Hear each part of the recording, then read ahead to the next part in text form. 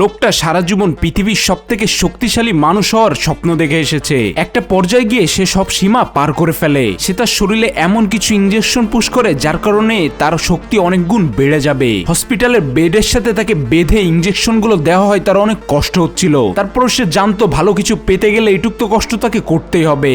এরপরে লোকটা সেনাবাহিনীতে যোগ দেয়। দেখা যায় সাধারণ সৈনিকদের থেকে তার গায়ে অনেক বেশি শক্তি। সে সবার আগে দৌড়ে এখান থেকে চলে যায়। তার একটা মিশনে এসেছে যেখানে বড় একটা দানবের সাথে তাদের লড়াই করতে হবে। লোকটা অতিরিক্ত আত্মবিশ্বাসের কারণে বড় দানবের সামনে নিজেই দাঁড়িয়ে যায়। তার অফিসার তাকে এখান থেকে সরে পিছনে চলে আসতে বলে, কিন্তু সে কারোর কথাই শোনে না। তখন এই বড় দানব তাকে এত জোরে একটা লাথি মারে গাছের সাথে লেগে তার পুরো শরীরের হাড়গড়ি ভেঙে যায়। এরপর তাকে হসপিটালে ভর্তি করা হয়, যেহেতু তার শরীরে একটা অত্যাধুনিক ইনজেকশন দেওয়া আছে, যার কারণে কিছু ঘন্টার ভিতরে তার শরীর আবারও একেবারে ঠিক হয়ে যায়। সে আবারও বেরিয়ে পড়ে ওই দানবটাকে ধরার জন্য।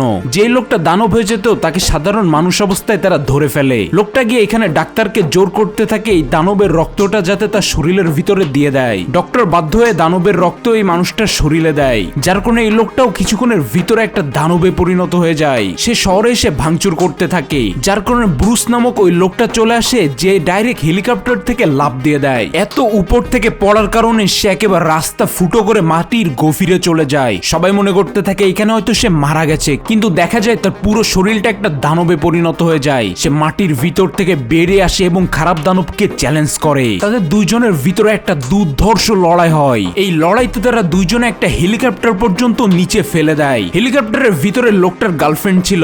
যখনই হেলিকপ্টারের তেলে আগুন ধরে যায়, লোকটা এত জোরে তার হাত দিয়ে হাওয়া দেয় যে আগুনটা লিভে যায়। এইভাবে দুই দানবের ভিতরে দুর্ধর্ষ লড়াই হতেই থাকে। এদের ভিতরে কে জিতবে দেখার জন্য পার্ট 2 লিখে কমেন্ট করো।